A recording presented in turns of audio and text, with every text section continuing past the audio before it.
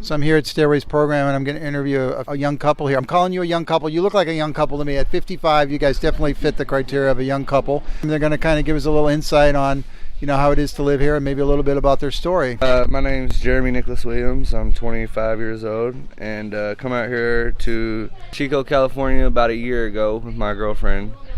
And we was homeless for, about the first 9 months? 7 months. 7 months. And then Stairways, they come under our bridge where we was living and snatched us up and put us in a place. I think it's the best opportunity that would ever cross through my life. But they got some simple rules to follow by. I mean, they ain't much, but it's definitely worth following them just to have a place to live. Not only living there, they provide opportunities for us and try to help us in our opportunities of living our lifestyle. They don't judge us for what we do or how we come about it.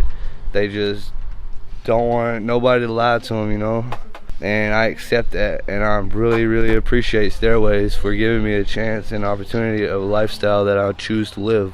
I know there ain't no other program out there like Stairways, so if you can and if you want to, choose Stairways as an opportunity of living. So what brought you to Chico? What on your roadmap got you here living in Chico?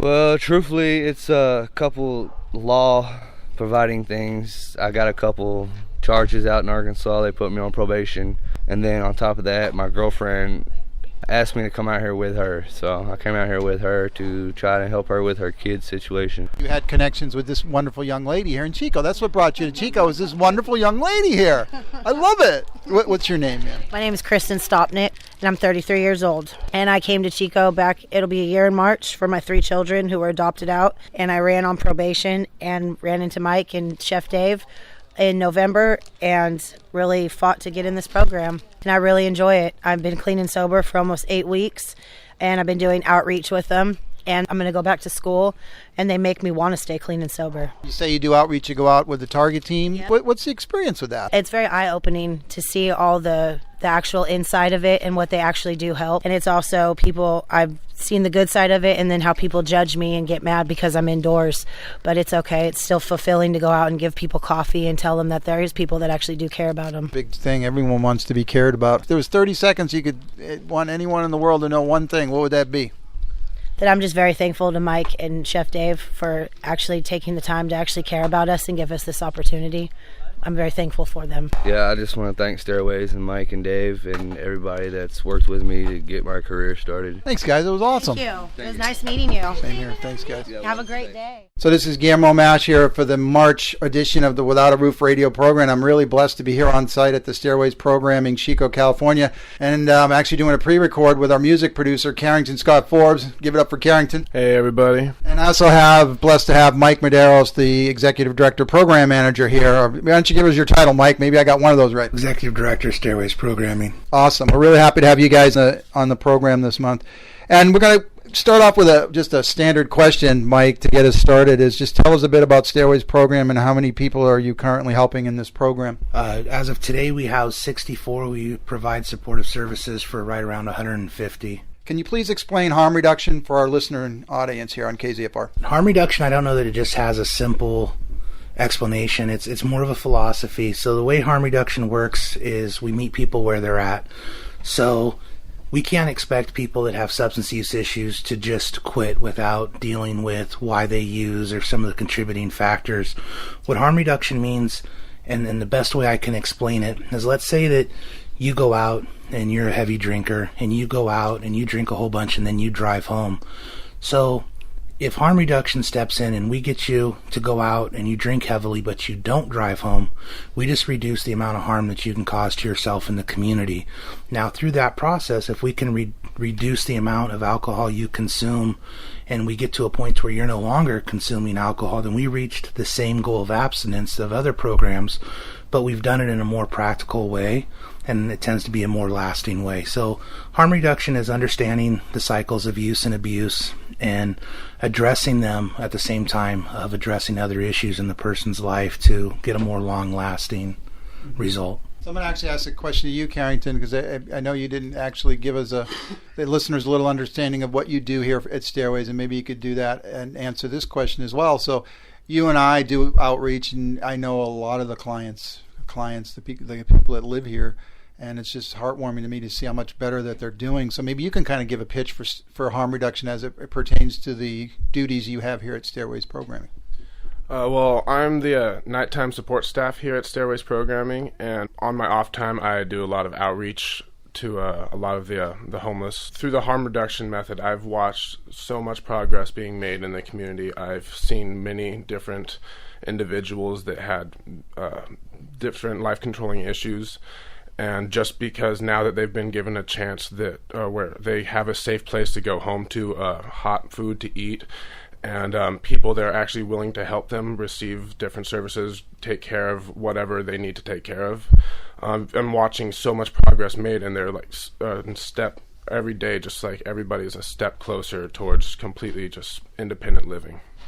So this is kind of a follow-on question to get a little more specificity on the harm reduction programs. Can you kind of explain how it's implemented here at Stairways, Mike, maybe compare it to other places or however we can put some contrast on that? What we have in Stairways is we call everyone here community members, and the reason we do that is our goal is that people will re-enter our community and they'll live healthy, productive lives. What we do here with different harm reduction groups, and what we're focusing on is harm reduction as a life method, not just drugs and alcohol. And basically it's giving people tools on how to live their life a little bit different. So we don't require absolute abstinence here. We don't tell people you need to meet a sobriety requirement to get in. We just think that that's a little unrealistic. And one of the reasons we feel that way, the truth is when we see people get here, and I know Carrington can talk about this as well, we're asked all the time, wait a minute, how did they get this major use issue under control so fast? They went from chaos to actually being able to control it, maybe not abstinence, but control. And a lot of use out there is due to homelessness. A lot of the use is a female that's scared, she doesn't want to sleep, or someone knows they go to sleep, the shoes get stole off their feet, or it's cold and this drug makes them feel warm. So a lot of the use issues that we encounter are because of the streets and because of how it is out there. So we just feel that it's an unrealistic goal, at least for our program, to require sobriety to get in. So those are called barriers to entry. You'll hear that kicked around a lot. And so our goal is to remove as many of those barriers and implement the true housing first model to where we're going to provide people that safe space to be, and then help motivate them starting right there. Show the compassion immediately from day one. We house you and we start working with you, and we start removing some of those barriers and reasons that you're using. So here it's not so much you got to pee in a cup. I mean, do you have any rules related to use and abuse, and any rules related to we think you're using, we're going to do search, or any of these kind of questions I know the listeners are probably going to have? So we're assuming everybody here is using. That's where we start from, and then when we have that basic expectation, it's awesome to find out that they're not. So we're setting ourselves up for a good ending right there. The one rule that we have is there's no use at the facility. If you were to use at the facility, chances are you're not going to be here. That's the one big no-no. What we do is we use basically a normal human social contract, and if you come back and you're under the influence, it's not that you're under the influence, it's what kind of person are you, how are you acting. If you're a jerk, then you're a jerk. The reasons are so many that you could be a jerk, that if it's because you're under the influence, well then we're holding you accountable for being a jerk. So if someone comes back and they're using, we look at that as more of a teachable moment and an opportunity to work with somebody, as opposed to this is a reason for you not to be here, because very often there's people here that might be under some kind of influence of some substance and you wouldn't even know it. And so we're going to work off of a different premise. We're going to work off the premise that it's about you, it's not about the use. And so when we treat a person as a person, and we don't make the substance use first. Everything I'm trying to do is empower the individual. If everything is substance use first, then they're about the substance. And that's not what I want. I want it to be about that person. So you kind of have to live it. In order for it to be real, and in order for you to make people feel like they're powerful and they come first, you have to actually treat them that way. What about you, Carrington?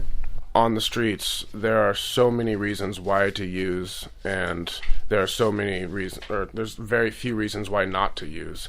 And now, like when in this proper, or like in this great wholesome environment, there's the option to actually focus on themselves and not be thinking about the drugs. Where like in like your traditional rehab facility, all you're thinking about every day, you're talking about your drug, you're talking about whatever that substance problem was, and you're not ever like moving past that issue. You're still focusing on that issue.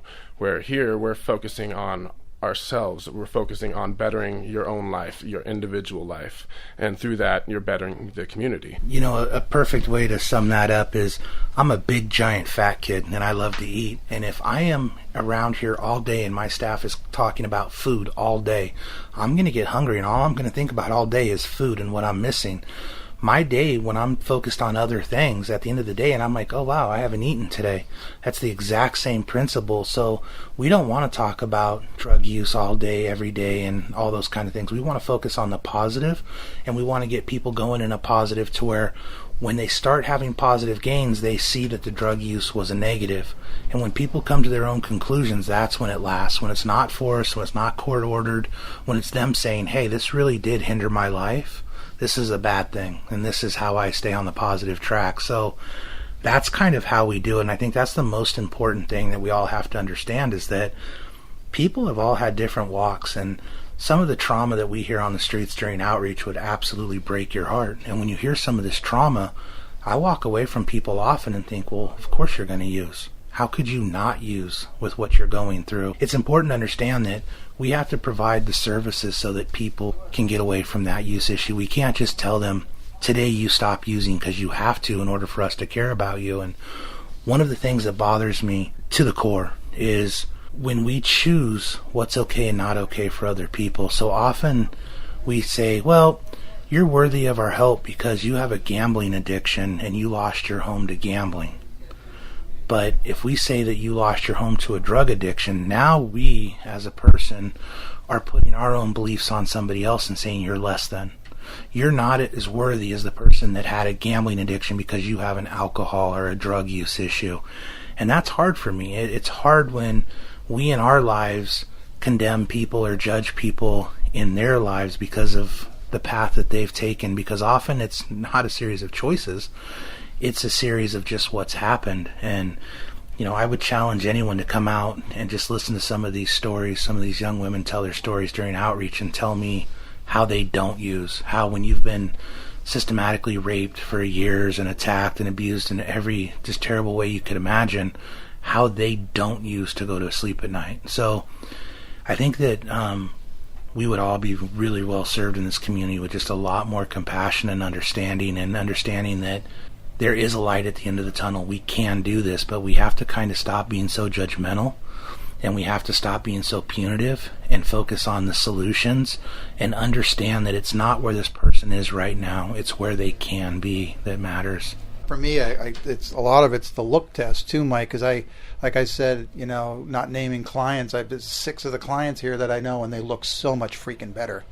I mean, it's just night and day. And the one client, I keep calling them client guests, community members. Yes.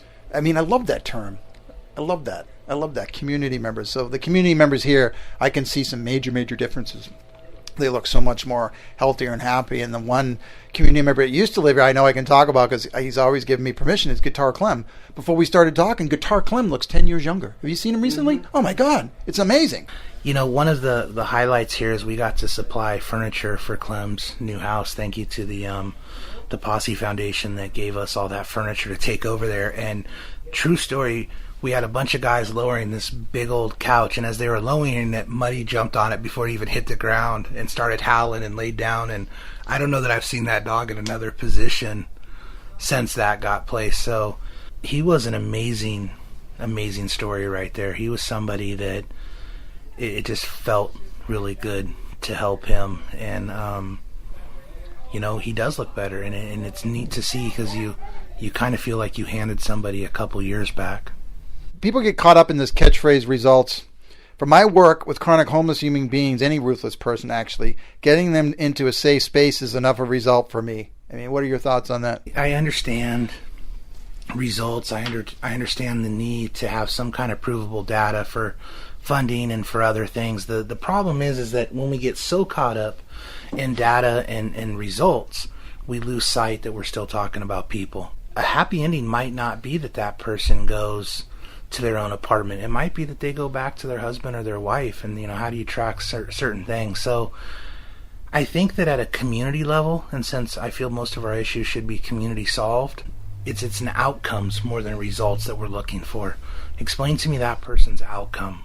I think that matters better, and the word results might be what puts so many of us off, but we're all looking for successful outcomes. I think the difference in what matters is that we have to use a person-centered approach, which means that a person is best to judge for themselves what they think their best outcome should be. So, like, we talk about it all the time here, and I know the first time I sat down with Carrington, I said, what do you want in your life? And after we met, he said, I don't know that anyone's ever really set and worked with me in a way that it was just about me. And I remember laughing and saying, well, who should it be about? It's your life. You didn't forfeit your life or the ability to make decisions for yourself when you became homeless. That didn't happen. I don't know where that's a law. So if we let people decide for themselves what's best for them and what they believe success is, then we get those good outcomes, and I think that's what matters. The thing that it's in my heart, I think it was Lauren at 6th Street, it kind of, I can't recreate it, but she really nailed it, saying, we try to get the best outcome we can for all the youth to come through here, and we have to understand that their outcomes may not be the outcomes that you and I may get,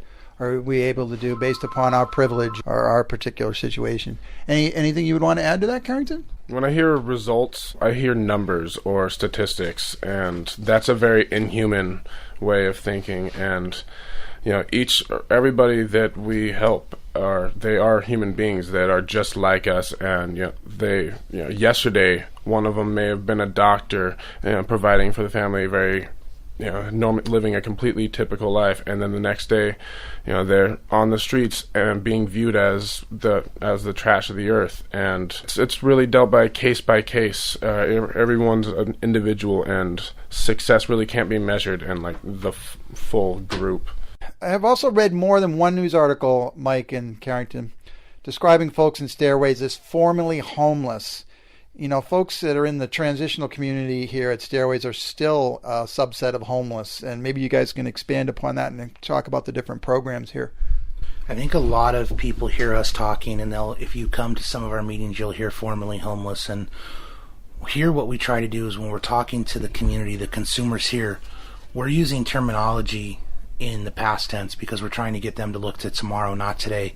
But in the real sense, they are still homeless. This is a program. So until they've gone into permanent supportive housing, they're in a program here. This is an intensive program. It's rapid rehousing. But they're still homeless in this program. And we're not 100%, which means that people will go back to the streets from here. And, those people are absolutely homeless. And so, there's so much that is involved in people getting off the streets that's glossed over. And it gets frustrating sometimes because of the constraints of news articles and things like that, or how they choose to edit it. One of the biggest things that we deal with here is people coming off the streets, having to leave people on the streets. And, there are all the studies that show the PTSD and some of the things that come with that, and that a homeless individual coming off the streets feels the same separation that a veteran returning home from combat feels, because that same often life or death, survival that's going on. And so we have a lot of dynamics that go into programming, getting people stable and ready to go permanent supportive. But it's absolutely important, and you're right, that people understand that this is a program. And so this isn't a permanent address for anybody. This isn't, they're off the streets, but they're definitely not housed. But you do have permanent supportive housing within Stairways Programming, and those folks would be quote-unquote housed, no longer homeless, correct? Absolutely. And what you're looking at around here and what you just toured, this is our programming facility here.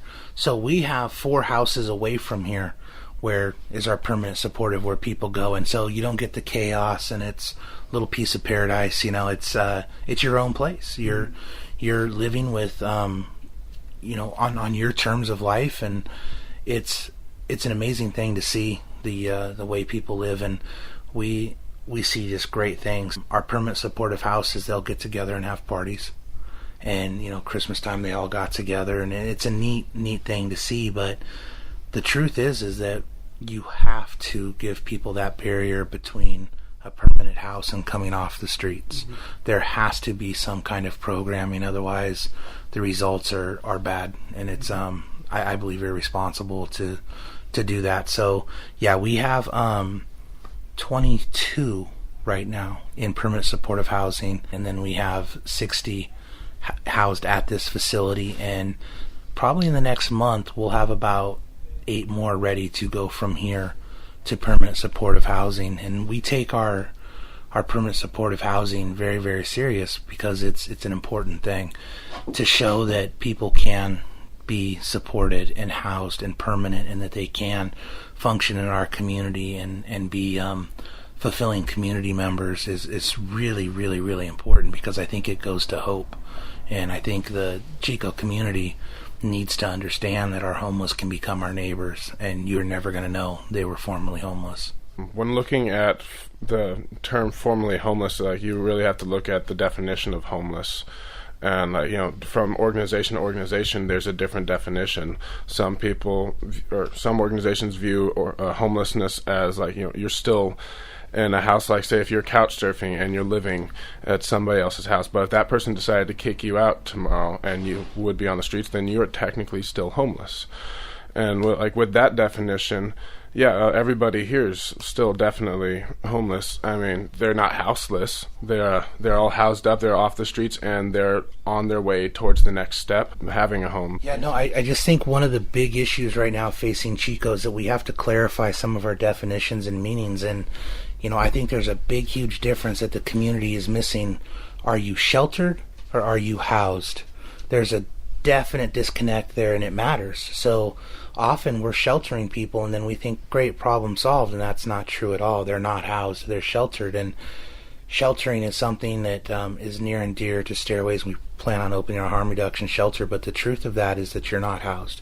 You're sheltered, and being sheltered could save your life, but it's not a future. It's not where we need to get people, so they're not dependent on government and different things. And so we have to make sure that we're all speaking the same language. And I think the service providers right now are trying to get on the same page with being unified, providing a unified message, and using terms that are all accurate. One of my big pet peeves has always been a wet shelter or a damp shelter, and it's a harm reduction shelter. No one's advocating drug use being allowed in any facility, and I don't really know anywhere where that's been done successfully, and I don't think that this community is going to hire a doctor to work in a shelter. So I think there's just been a lot of misleading terminology, and maybe even purposely, for a long time. So clearing up the definitions, and when you ask, it's awesome to hear, because that's one of the things a lot of service providers have been just really clamoring for, is the opportunity to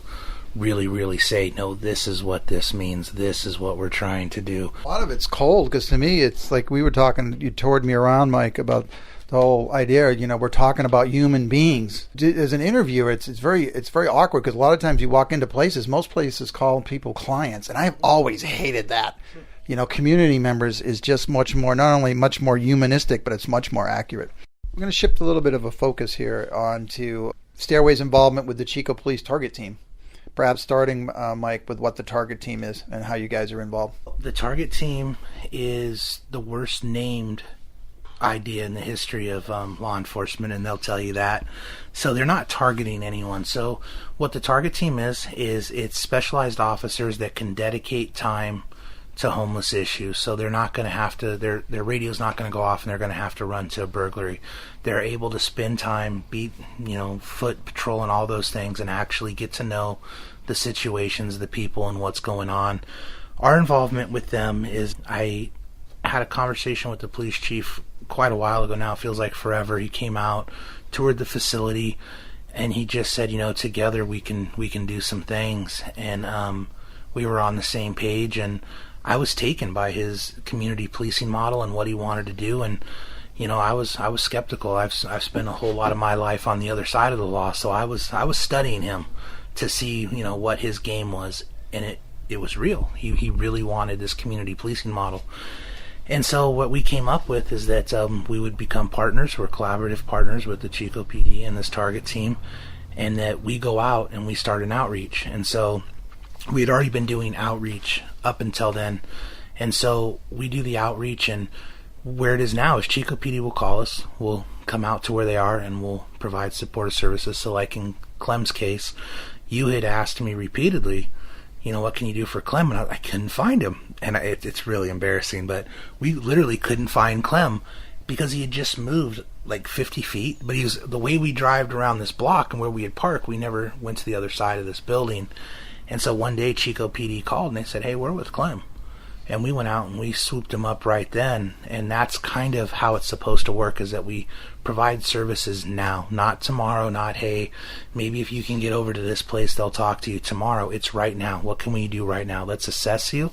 Do we take you to behavioral health? What do we do? What can we do for you right now to help your situation as it is immediate needs? So our part is the critical time response team. What we do is we follow the CTI model, which is before it gets too far gone. If we can help you before it's a crisis, we're all better served as a community. And so we work really closely with Chico PD. The target team now, we were going to start this housing for people that target team came into contact with, and it was supposed to be this small thing, and it just blew up. And it was really interesting because what we found was a lot of the narrative was wrong. There wasn't a huge disconnect between law enforcement and homeless. It was people doing what they felt their job was. So police felt their job was to arrest and sometimes harass, and homeless felt that their job was to not get arrested and sometimes harass. And it was like a competition. And when we took that competitive and it was about services, when we removed that and human beings started having conversations and getting to know each other, it didn't matter what their position was. There started to be this compassion, and people started looking for solutions. And that's what this is all about. It's about solutions, programs, things so that people don't remain homeless. And that's what they're working towards. It's something that I'm very, very proud of. It's something that I've worked insanely hard at. Sergeant Scott Zushin with the Chico PD, he works just crazy hours, and it's an interesting dynamic to have them call and say, hey, we have to go under this bridge tomorrow. They've gotten these notices. Can you come out and help us? And we're not going to help them arrest. We're going out to help them assess, and so that people know we're there. So when they're pulling people off and from under some of these bridges, there's services there for them. And the conversation isn't law enforcement searching them and asking them, hey, what the hell's going on? It's, hey, how can we help you? Can we get you in services? Why haven't you done this? And we have an assessment of need that happens right there on the spot. And it's really an amazing thing to be part of, and to have the chief wholeheartedly believe in the community policing model. And I think we're going to just see better things going forward with it. But we all have to remember that we have to support this. City council, the general public, we have to support what's being done. We have to support what they're trying to do. Otherwise, we go back to the way it was. One observation and one question. It's a beautiful observation, Mike, because I literally, it was one of the most talked about without a roof pieces I put on KZFR, but I actually had a recorded conversation between Chico PD, myself, and Clem. And literally, that conversation was, kicking him out of Children's Park, where is he going to go? And he says, will you kick me away out of the bathrooms? And he didn't. The cop refused to answer. But literally, Clem was going to stay at that bathroom till he got kicked out of there. And I just think it's so freaking ironic that that's the reason you couldn't find him. Yeah. Because Chico PD had kicked him out of where he usually sits. Can't make it up. But the thing I just want to stop on briefly here, because I know you guys, and we have talked about it as much as I've ever talked to you. We talk about the complete lack of services. Like we don't have enough services in Chico to solve everybody's under a bridge problem. What would you say to that? I agree. I absolutely agree. I also think that for a long time the narrative has been it's the amount of services that we have is the reason why we have any homeless issues, that people come here. Chico is beautiful. I think we have an amazing location, but we also have to understand that our location is between Lake Tahoe, San Francisco, Portland, Sacramento. This is just a travel. This is just the way people are going to get from place to place, and this is going to be a stopping point. And I don't know how we change that. So when we accept that, now we can move on to how do we work with that. I think that we've used definitions for a long time. Transient versus homeless, and we've just used the word transient instead of homeless, when transient is someone that's passing through. Homeless is Chiconians, people of Chico that are residents here and that are homeless. And so just getting the right verbiage and understanding. And I think what we do is we come up with terms that dehumanize people, and then we see them as transient. We no longer see them as a person. We no longer see them as a human being freezing under a bridge. We see them as just a transient guy choosing to be under that bridge. And so that's troubling. And when we choose to let our humanity go, it's a big issue. And I think that with the bad economy and just everybody struggling, that's kind of where we got to. I think we got to almost the survival of the fittest, and everyone was really concerned about themselves, service providers, Joe Public, everybody. And this is kind of where we ended up. And we all need that reminder that the majority of us are one paycheck away from being homeless ourselves. And we have to ask ourselves, what kind of compassion do we hope for if it was to happen to us? And when you talk about services or lack of services, we have to remember that it's not that a service exists. It's, will people utilize that service? So if I have 50 churches and they all have a sobriety requirement and people can't meet that requirement, then if you're looking at it, you would say we have a whole bunch of places for people to go and they're not utilizing it. So we have to be real mindful of, are there services that people can actually obtain? Mm-hmm. And I think that's something that we need to give pause and really think about. It's like anything else, man. Community is community, and I've met some incredibly cool people that are just traveling through. And I would say, actually, Mike and Carrington, I do a fair amount of traveling, and I'm poor. And when I travel poor, and I travel homeless. And I don't think I should be under the guise of being an unlawful citizen, because I literally am traveling and I don't have a place to stay because I can't afford a place to stay. It's really not where we need to go as a society. Last target team question is, what would you say to the response to the fact police officers don't need laws to talk and help people?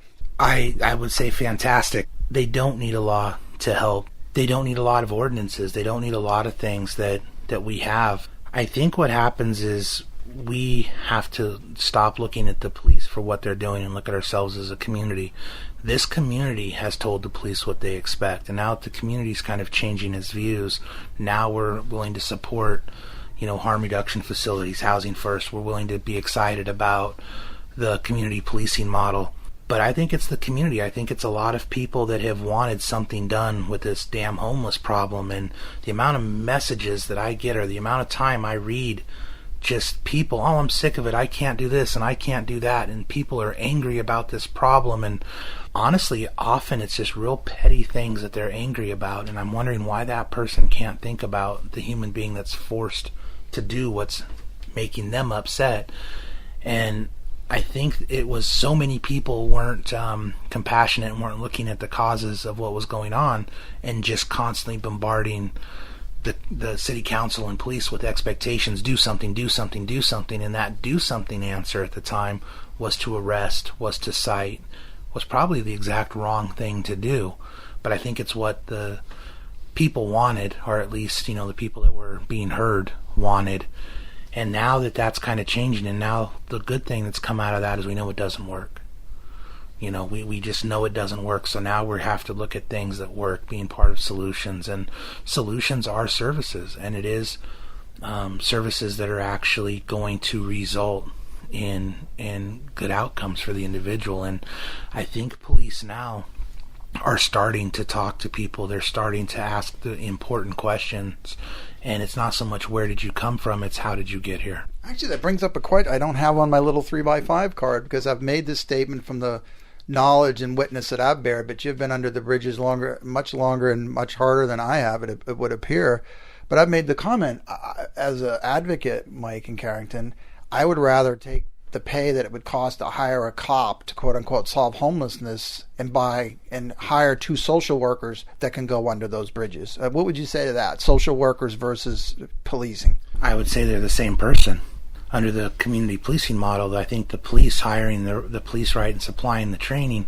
So I can tell you with Sergeant Zushin, he's a lot more of a social worker at this point. He reads books, he's studying, he comes to trainings, he's in every homeless meeting he can possibly get to, and he's pretty much a homeless advocate at this point. And so he's doing the job of a social worker, but he's doing it much more effective, and he has some abilities that a social worker wouldn't. And so I think that we're in a trap of and or because of budget concerns, and I don't think it should be that. I think that it should be both. I think that we should have social workers supplying services, and we should also have plenty of law enforcement, but we should hold law enforcement to a standard that they're protecting and serving, that they are providing social services to people, and I think they're starting to do that. So I hear the argument all the time, well, one law enforcement officer costs the city $100,000, we can get 3 social workers for that price, or whatever.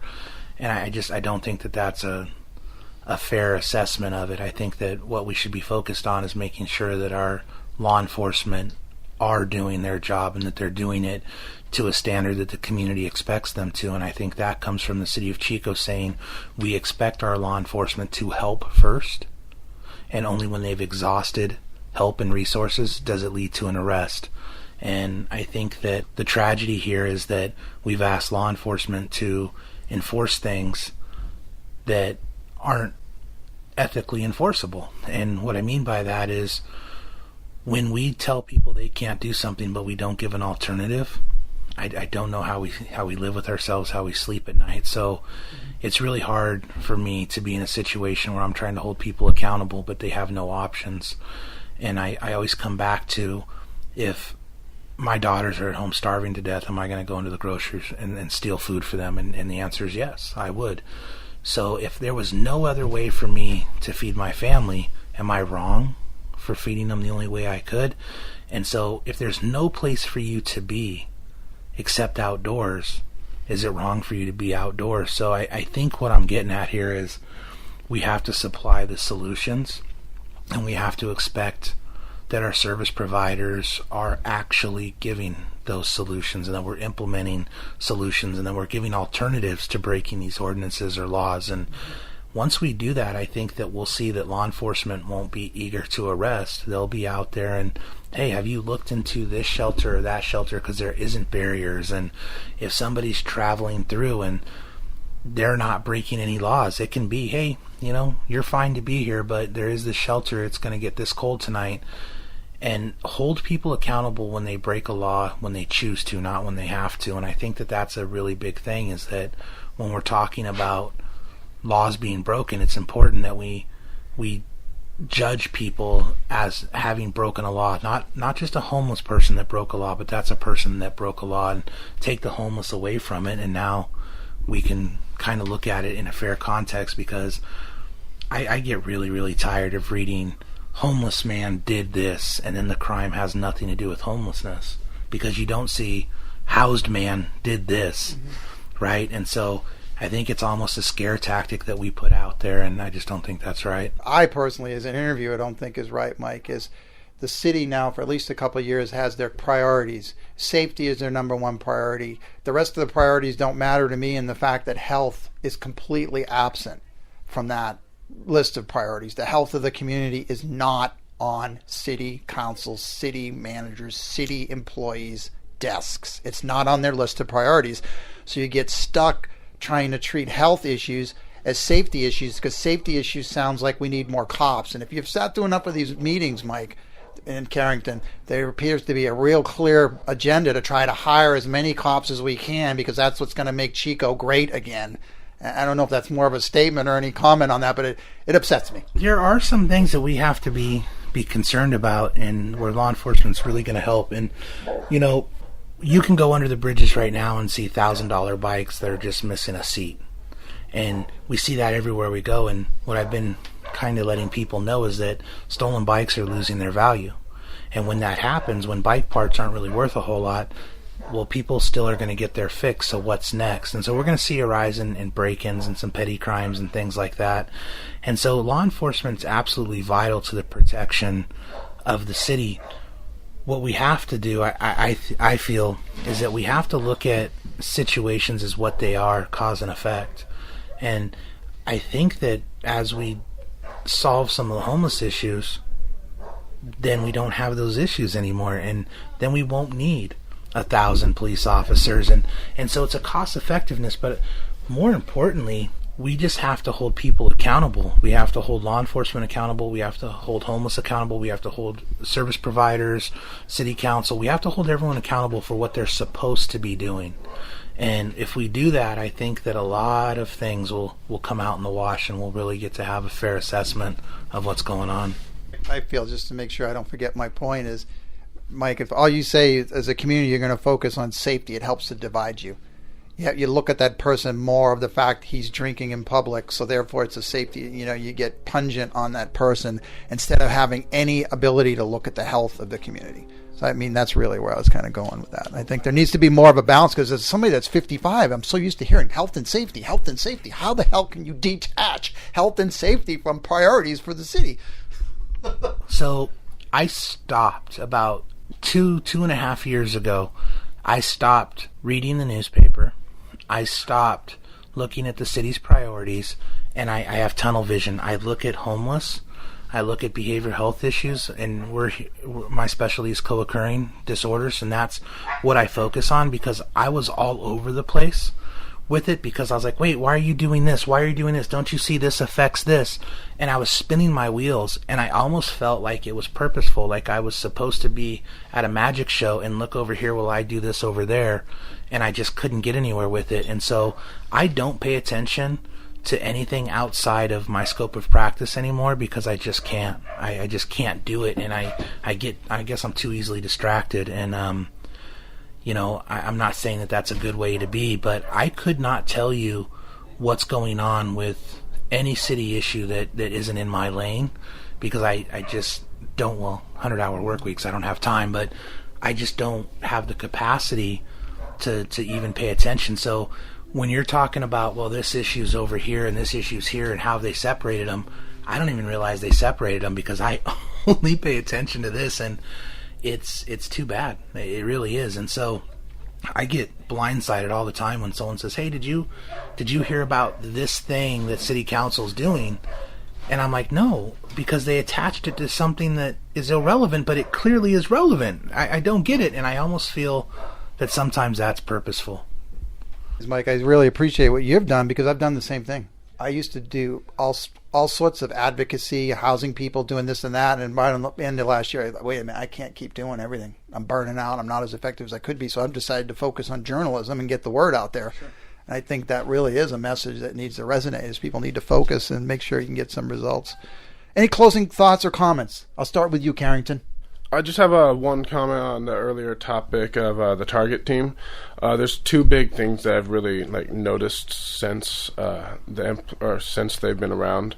One of which has been I've never seen people so rapidly picked off the streets and put into housing until that happened. And the other big thing is I've noticed going down to the parks and socializing with the other homeless in our community. I go out there and the police will come up, and instead of there being this huge stigma where everyone's got to run and hide and go do something else, there's actually they just wait for the police officer to walk up, and then they'd have a conversation. And that's the first time I've seen that in any community of the 48 states that I've been to.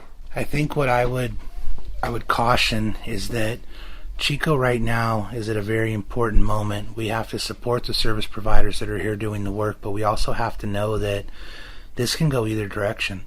We can go forward and we can make a huge dent in homelessness and put a lot of solutions in place, or we could go back, and if we go back, we're never going to get another chance to solve this. It's going to get out of hand. And I think what's really important to know is that as a community, we have to support the solutions. We have to take this away from being a political event, a political issue, and just make it a human issue again. And we have to look at people, and we have to stop talking about services and all the other things that just kind of get in the way of what's really happening. And we have to focus on these are human beings. And we can look at a bunch of studies, and some of the best ones will tell you that out of the people that aren't receiving sheltering or housed, 80% of them have a co-occurring disorder. What that tells us is that we have a percentage left that maybe wants to live that way. And if the percentage is 20%, then that's fine.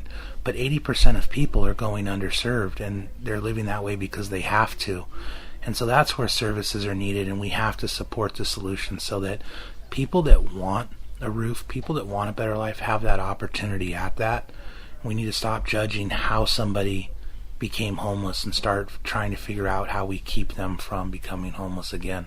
My area of expertise is I dig in a lot and get to know people and ask a lot of questions. Is I have a hard time finding anyone once they kind of are presented. Guitar Clem is always presented he's homeless by choice. No, he's not. I mean, so there's this big stigma, and I think a lot of people have just physically given up hope. And it's so much better to be able to say I'm homeless by choice and kind of live with it, but versus saying I have tried everything and I can't get anywhere. That's Psych 101. When you've been told no and you've been told that you're less than so many times, you're just going to stop even setting yourself up to be kicked down. You know, it always amazes me when we say, well, they're choosing to be homeless.